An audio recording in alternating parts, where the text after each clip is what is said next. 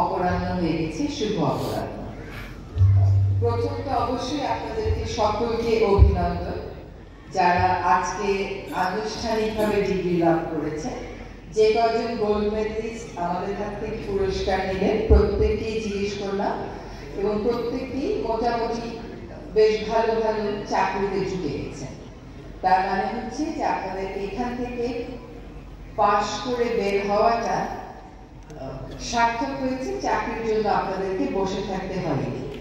So congratulations both on getting the degrees and also for entering a new chapter of your life. আমি একই সাথে অনেকের পরিবারকে দেখতে পাচ্ছি, তাদেরকেও আন্তরিক অভিনন্দন এবং ধন্যবাদ জানাচ্ছি। আমি যখন আমার আগের পেশায় ছিলাম, যেটাতে আমি আবার ফেরত যাব, একজন আইনজীবী, তখন আমি 3টা ইউনিভার্সিটিতে পড়াতাম। ওই সুপ্রসলিতে মাস্টার্স কোর্সটা হয় না, ওখানে আমি এনভায়রনমেন্টাল লটা পড়াতাম। এবং আমি সবসময় বাচ্চাদেরকে জিজ্ঞেস করতাম যে তোমরা এনভায়রনমেন্টাল ল কেন পড়তে এসেছো? ইজ ইট বিকজ আর কোনো চয়েস ছিল না, নাকি আসলেই শখ করে পড়তে এসেছো? তো প্রাথমিক উত্তরটা সবসময় থাকতো যে ম্যাডাম আর তো কোনো চয়েস ছিল না, বেশিরভাগ। কিন্তু শেষ করতে করতে দেখলাম ওদের মধ্যে এই ব্যাপারে একটা আগ্রহ সত্যি সত্যি তৈরি হয়েছে। বিদ্যাপীঠের কাজটা আসলে তাই। বিদ্যাপীঠ আসলে কেবল মানুষকে তাত্ত্বিক জ্ঞান দেবে তা না, মানুষকে মানুষ হতেও সাহায্য করবে। সে ব্যাপারে আরেকটু বিস্তারিত বলবো, তবে যারা আজকে পরিবার আছেন তাদেরকে ধন্যবাদ জানাচ্ছি। কারণ আমার অনেক স্টুডেন্টকে দেখতাম খাতা জমা দিত যখন, অনেক মোটা মোটা খাতা, কিন্তু ক্লাসে আমি যা পড়াতাম তার সাথে সম্পর্ক কম থাকতো, কিন্তু তার নিজেরা চিন্তা করে করে লিখতে পারতো। এই যে সৃজনশীলতাটা, এটিকে কিন্তু কখনো আমি আন্ডারমাইন করি। তখন ওদেরকে প্রায়ই বলতাম যে 3 মাস 4 মাস পর পর বাবা মার এই যে 60,000 80,000 টাকা পকেট থেকে বের করতে অনেক কষ্ট লাগে বাবা। তো ক্লাসে যখন আসলেই কষ্ট করে শুধু কফি খেতে এসো না, শুনো যে টিচার কি বলে। বাবা মারা অনেক কষ্ট করে আসলে ছেলে মেয়েদেরকে একটা প্রাইভেট বিশ্ববিদ্যালয়ে পড়ায়। সেজন্য আপনারা যারা পিছনে আছেন, যারা অভিভাবক, তাদেরকে আমি আন্তরিকভাবে ধন্যবাদ জানাচ্ছি। আশা করি এই প্রতিষ্ঠানটা আপনাদের ছেলে মেয়েদেরকে ওইভাবেই শিক্ষা দিয়েছে যেভাবে শিক্ষাটা আপনারা এত কষ্টার্জিত টাকার বিনিময়ে নিজের সন্তানদেরকে দিতে চেয়েছিলেন। ফলে আজকে যারা সার্টিফিকেট পেয়েছে তাদের পাশাপাশি আপনারাও অভিনন্দন পাওয়ার সকল যোগ্যতা রাখেন। আমার জন্য আনন্দের বিষয় হলো যে আপনাদের প্রথম কনভোকেশনে আমাকে আমন্ত্রণ জানানো হয়েছে। আমি যখন ইউনিভার্সিটি থেকে পাশ করি, আমি ঢাকা ইউনিভার্সিটিতে পড়েছি, আমার কপালে কিন্তু কোনো কনভোকেশন জুটে নাই। ফলে আপনাদের এই গাউন পরার যে আনন্দ, সেটা আমার সার্টিফিকেট দিয়েই পেতে হচ্ছে। সার্টিফিকেট নিয়ে সেটা আর আমি পাই না। এখন জীবনের নতুন অধ্যায়ের সূচনাটা আপনাদের কিন্তু দেশের মধ্যে একটা অনেক বড় পরিবর্তনের মাধ্যমেই হচ্ছে।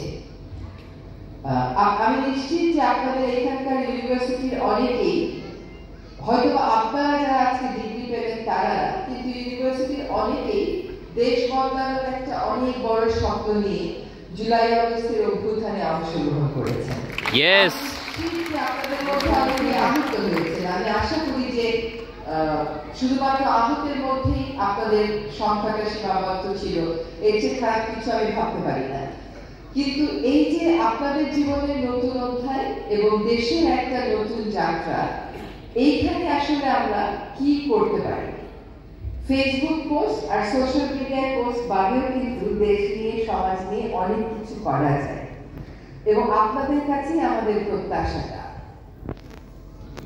যদি আমাকে জিজ্ঞেস করেন যে এই দেশের ভবিষ্যৎ কোথায়, আমি বলবো এই দেশের ভবিষ্যৎ হচ্ছে এই দেশের যে এখনকার প্রজন্ম এবং আপনাদের প্রজন্ম, তারা যদি দেশটার জন্য ভিত্তিটা ঠিক করে গড়ে, তাহলে এই দেশটা আমরা যে দুর্বল ভিত্তিটা গড়েছি সেটার মতন গড়বড়ে হয়ে যাবে না। আপনাদের উপর একটা অনেক বড় দায়িত্ব হচ্ছে যে এই জুলাই অগস্টের যে অভ্যুত্থানটা, এইটার যে মূল স্পৃহাটা, সেটাকে বিবেচনায় রেখে নিজের জীবনটাকে সাজানো।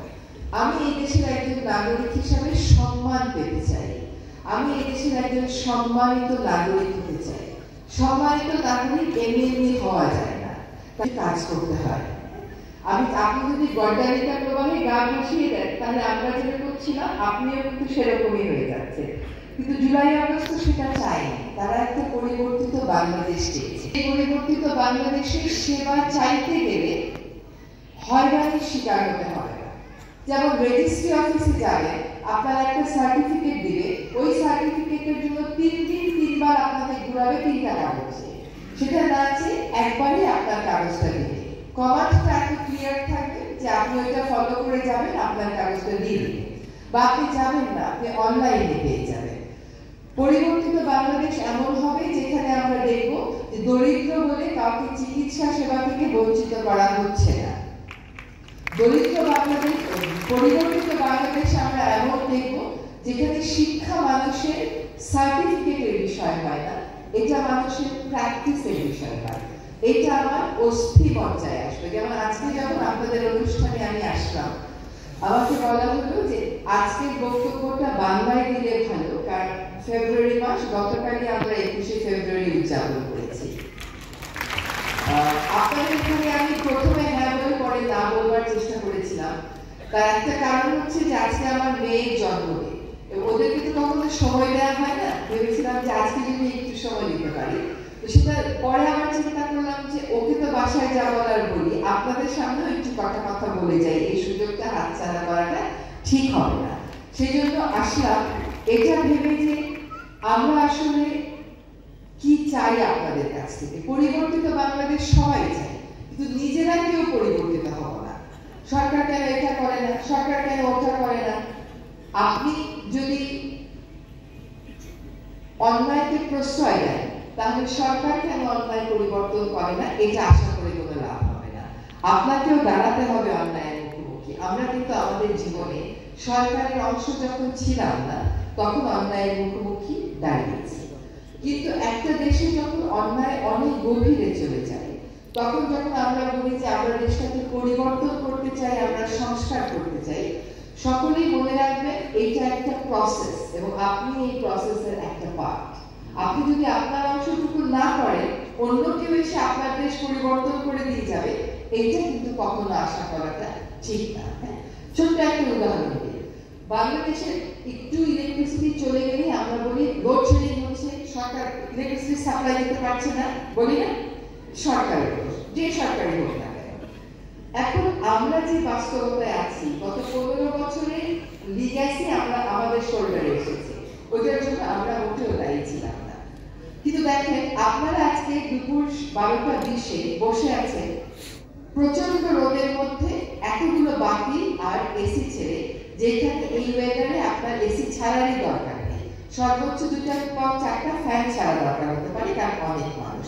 তাহলে আপনিও আপনার নিজের দিকে তাকান যে আমি আমার বাসার ডিজাইনটা কেমন করে করেছি। ডিজাইনটা আমি সুন্দর করতে গিয়ে এমনভাবে করি যাতে আমার জীবন যাত্রাটা অনেক বেশি এনার্জি ইন্টেন্সিভ হয়ে যায়। কিন্তু এত এনার্জি তো সরকার আপনাকে চাইলেও দিতে পারবে না, এত ট্যাক্স তো সরকার চাইলেও আপনি দিতে পারেন না। তো আমি ট্যাক্স পাবো না, এনার্জি কিনবো কোথা থেকে? তাইলে আমাকে নিজের লাইফস্টাইলের কথা চিন্তা করতে হবে। আমাকে বলবেন আপনি হর্নটা বন্ধ করতে পারবেন না, কেমন করে পারবেন? কারণ আপনি তো হর্ন বাজান আপনার গাড়িতে, আপনি হর্ন বাজানো বন্ধ করে দেন। আপনারা যারা এখানে আছেন, আজকে থেকে 2টো কাজ বন্ধ করেন।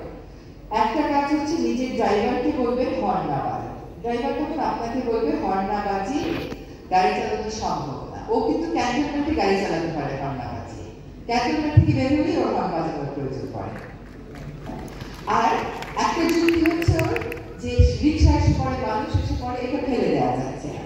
কিন্তু রিক্সা এসে পড়ে, মানুষ এসে পড়ে, এয়ারপোর্ট রোডের সামনে তো রিক্সা বা মানুষ এসে পড়ে না, সেখানে হর্ন বাজাতে হবে।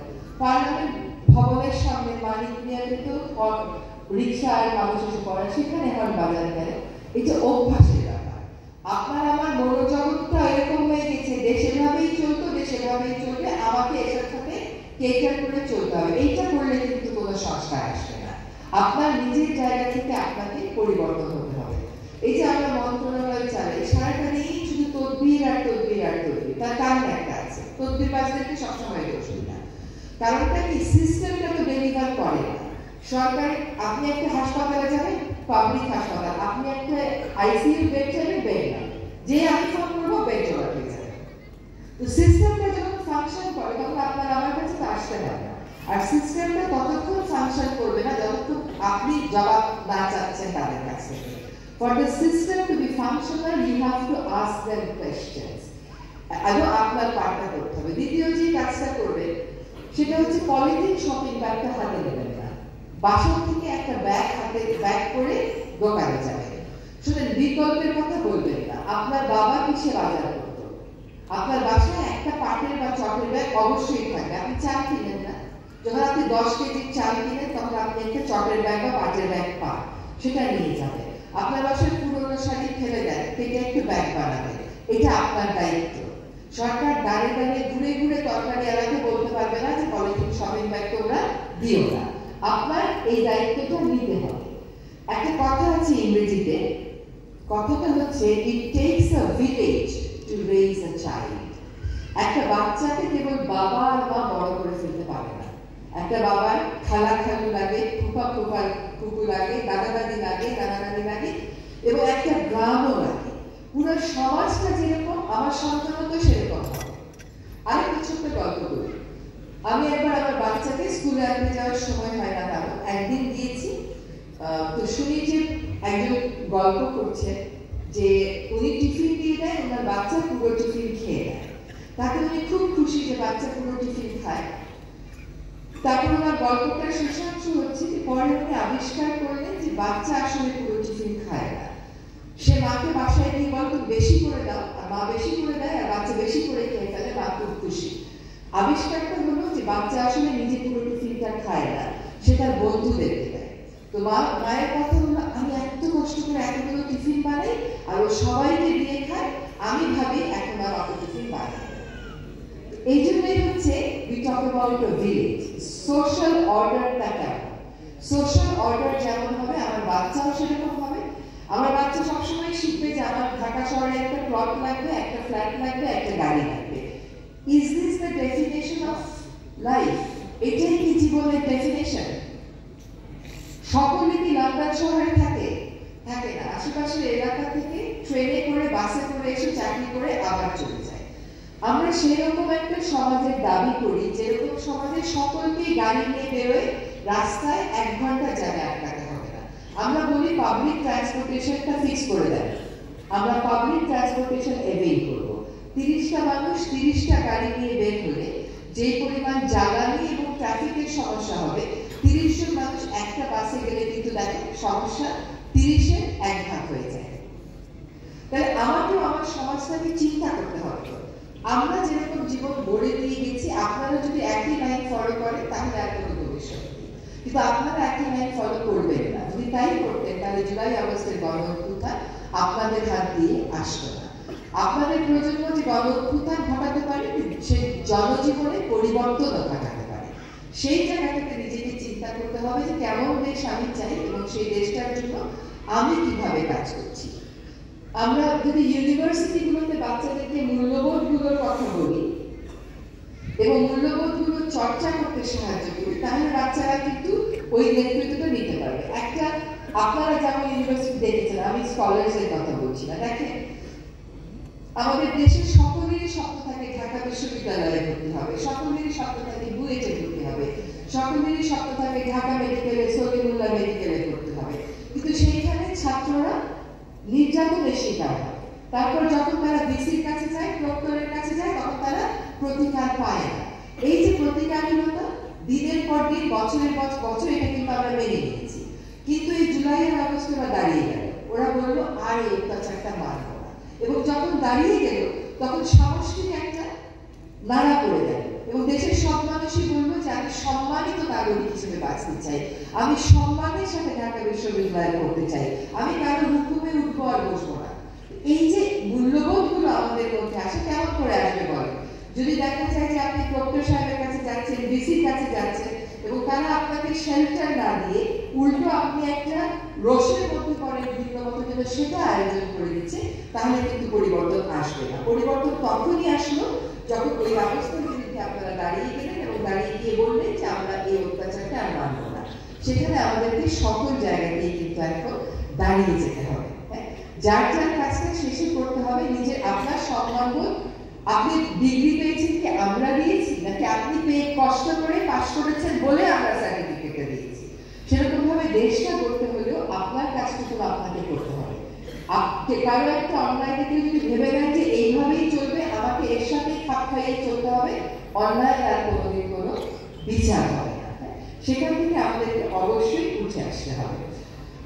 আমাদের জীবন ধারণের যে স্টাইলটা, জীবন ধারণের সেই স্টাইলটা কিন্তু মোটেও টেকসই না। এটাকে আমার টেকসই করতে হবে। সকালবেলা কল খুলে তার ব্রাশ করা শুরু করলাম, কলটা থেকে পানি পড়তেই থাকলো, শেভ করা শুরু করলাম, পানি পড়তেই থাকলো, এটা হবে না। এক গাদা খাওয়া নিলাম, খেতে পারলাম না, অপচয় করলাম, এইটা কিন্তু চলবে না। আমরা খুব দাম দিয়ে দিয়ে শাড়ি কিনি, গয়না কিনি, সবকিছু করতে চাই, কিন্তু কৃষক যদি তার চালের দাম 1 টাকা বাড়ায় তখনই আমরা অস্থির হয়ে যাই, চালের দাম 1 টাকা বাড়লো কেন?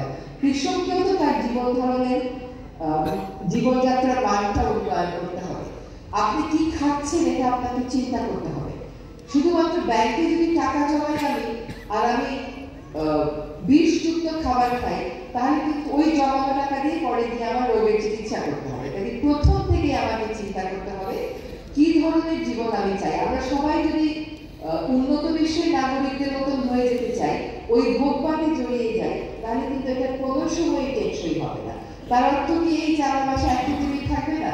তার অর্থ কি এই যে আমার বাসায় একটা গাড়ি থাকবে না? মোটেও কিন্তু তা না। আপনি আপনার গাড়িটা নিয়ে শুক্রবারে বেরোবেন, শনিবারে বেরোবেন যখন ট্রাফিক কম থাকে, বাকি দিন সরকারকে বলবে যে বাস সিস্টেম আমার জন্য গ্রহণযোগ্য মানের করে দেয়। আপনার পার্কে যদি কেউ ক্লাব প্রতিষ্ঠা করে আপনার ছেলে মেয়েকে খেলতে না দেয়, তখন পাড়াকে সংগঠিত করবে। রুয়ান্ডা বলে একটা দেশ আছে, সেখানে সপ্তাহে একদিন, আমি সপ্তাহে না মাসে ভুলে গেছি, গ্রামবাসীরা বের হয়, শহরবাসীরা বের হয়ে নিজের শহর পরিষ্কার করে। আর আমরা খালি এখানে এটা ফেলি, ওখানে সেটা ফেলি, আর আশায় থাকি সিটি কর্পোরেশনের লোকেরা এসে ঝাড়ু দিয়ে চলে যাবে। এইটা কিন্তু কোনোভাবেই হতে দেওয়া যাবে না। মানে নিজের জায়গায় ভিলেজটার দায়িত্ব দিতে হবে সন্তানদের, আর সন্তানদেরকেও তার ভিলেজ কেমন শেপ পেতে চায় সেটার জন্য একটা অবস্থান জীবনে নিতে হবে। আমার কাছে আজকে যখন বাংলা ইংরেজির কথা বললাম, দেখেন ইংরেজিটা আমাদেরকে শিখতে হবে, কিন্তু ইংরেজি জানেন না বলে হীনমন্যতায় ভুগবেন না। পৃথিবীতে বহু জাতি আছে, চীন, কোরিয়া, জাপান, ইংরেজি তেমন বলতে চায় না। ওরা জীবনে বড় হয়নি, ওরা তো বড় হয়েছে। শিক্ষা আর ইংরেজি সবার জন্য। ওই যে ইংরেজি দিয়ে মনের ভাব প্রকাশ করা বলে না, যে অন্যকে দিয়ে পিঠ চুলকানোর মতো, ও কখনো ঠিক জায়গায় যেতে পারে না। কিন্তু ইংরেজিটা আপনাকে শিখতেই হবে। ইংরেজি পারেন না, এটা হীনমন্যতার বিষয় না। কিন্তু এখন যদি এই গ্লোবাল ওয়ার্ল্ডে, গ্লোবাল ভিলেজে আপনি কম্পিট করতে চান, আপনাকে কিন্তু বাংলার পাশাপাশি ইংরেজিটা শিখতে হবে। যদি হিন্দি শিখে ফেলতে পারেন টিভি দেখে দেখে, তাহলে ইংরেজি কেন শিখতে পারবেন না আমাকে বলেন? আপনাকে নিজেকে কম্পিট করবার জন্য তো প্রস্তুত করতে হবে। শিক্ষা শুধুমাত্র প্রাতিষ্ঠানিক হতে পারে না। অ্যাজ আই সে, এটা মূল্যবোধের জায়গা থেকে আমাদেরকে বিবেচনা করতে হবে। এখন আরেকটা কথা বলে শেষ করি, সেটা হচ্ছে কি যে সংস্কার, আমরা সকলেই সংস্কার চাই। একটা কথা মনে রাখতে হবে, সংস্কার is not the one shot game. একটা বল দিল, আপনি ব্যাট করলেন, এটা কিন্তু সংস্কার না। আমরা খুব সুন্দর সুন্দর আইন করে দিয়ে চলে গেলাম, আমরা যখন চলে যাব এই আইনগুলো তারাই বাস্তবায়ন করবে যারা আমাদের আগে করছিল। এখন তাদের মন মানসিকতায় পরিবর্তন না আসলে, মনস্তাত্ত্বিক পরিবর্তন না আসলে, সমাজ যদি সংস্কার নেওয়ার জন্য নিজেকে প্রস্তুত না করে, তাহলে কোনো সংস্কারই কিন্তু টেকসই হবে না। আপনি বলেন যে আজকে বাংলাদেশে দুর্নীতি ধরেন 100 নাম্বার পেয়েছে বাংলাদেশ, আপনি বাংলাদেশের দুর্নীতিতে 0-তে আনতে চান, তাইলে 0-তে আনতে আপনি 1 বছরে পারবেন, 2 বছরে পারবেন, 3 বছরে পারবেন? এটা একটা প্রসেস হইতে হবে। আমরা একটা আইন করব, প্রতিষ্ঠানকে শক্তিশালী করব, যোগ্য লোক খুঁজে প্রতিষ্ঠানে বসাবো। শুধু যোগ্য লোকে 5টা লোক বসে হবে না, তার নিচে যারা কাজ করে তাদেরকেও তো যোগ্য করে তুলতে হবে। তারা যখন দুর্নীতির পক্ষে কাজ করবে তাদেরকে শাস্তি দিব, দুর্নীতির বিপক্ষে কাজ করবে তাদেরকে পুরস্কার দিব। কিন্তু আপনি যদি যে খাম চাইলেই খাম দিয়ে ফেলেন আর মনে করেন এটাই হচ্ছে সহজ পন্থা সমাজকে বদলানো, তাহলে কিন্তু সমাজে আর কোনোদিন সংস্কার আসবে না।